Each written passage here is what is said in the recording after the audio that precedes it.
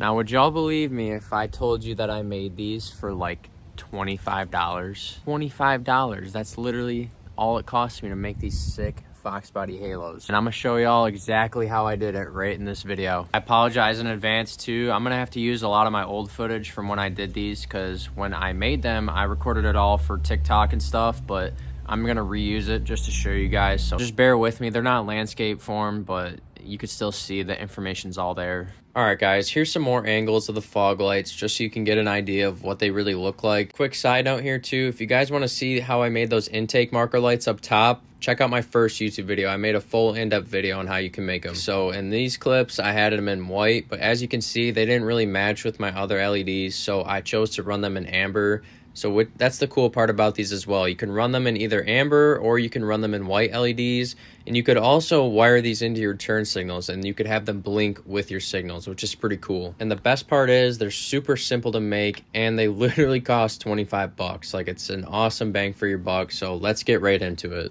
All right, all you're gonna need to do these is obviously the LED halo. I'm gonna put a picture up on the screen right now, and then I will link the exact one I got below. They're on Amazon and they're 110 millimeter size, super basic, super easy. Then you will just need some glue to reseal up the fog light lens, as well as some silicone to seal where you're gonna drill a hole. I'll show that later in the video. And then crimp connectors, or you can solder where you're going to connect them to your factory fog light harness. So to start, obviously you're going to pop the fog light lens out of its little housing thing. I showed that right there. And then all you're going to do to get the lens out from the back part of the housing is put it in your oven for 200 degrees for about 10 to 12 minutes, and it should pull right apart. That's how mine came apart. These were a smoke set from SVE from LMR, but they should be the same for any fog light. These LED halos literally popped right into the glass part of the lens. Like, I didn't have to glue it or anything. It just kind of seated right in for me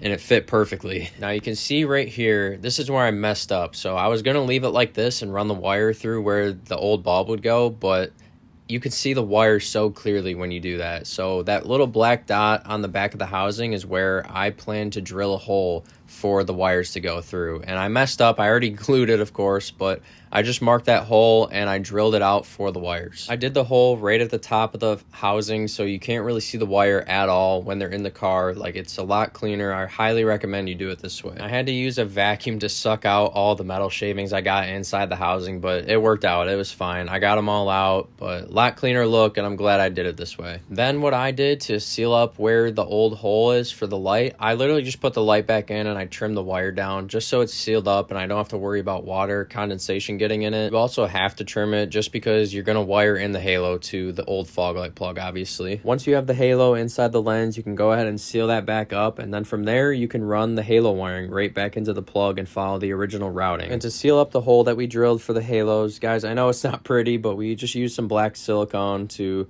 seal up that hole and make sure it's all watertight. And I mean, it's all going to be covered anyway, so don't worry too much about it. Then for the wiring, guys, I would highly recommend using a drill battery or something to test out your work and just to make sure you have the right color for your halo.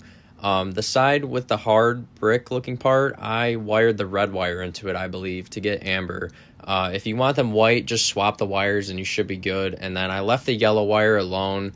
You can wire that into your turn signal harness, but I chose to leave it alone. I didn't want them to blink with my turn signals. Then that is pretty much it, guys. You're pretty much done from there. I don't know if you need that little brick to go with it for this application, but I just chose to leave it in anyways.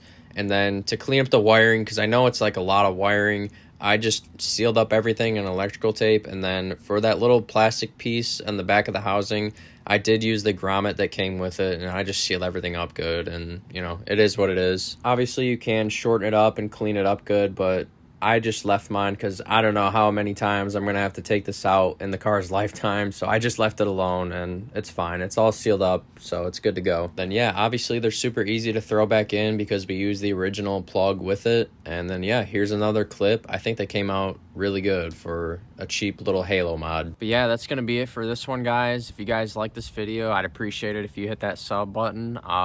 I think for the next one, I'm gonna do a little overview of my whole car and what I got planned for it. So if you guys do sub, you can actually know what you'll see when I post stuff on here. So I think for the next one, I'm gonna do a little overview of what I got going on with my car and all my plans for it. If you guys want to see more shots of it, I post a lot of shorts and you can actually get a good idea of what it looks like and everything and what I've got done to it. So go check those out. So my long-term plan is to coyote swap this car, and I want to film everything along the way, and I want to try to do it all myself. So if you guys want to see that, I can't promise when it'll happen because that's expensive, you know, but I'm gonna try to do some stuff over the winter. So I'll go over that in the next video. But yeah, thank you guys for watching.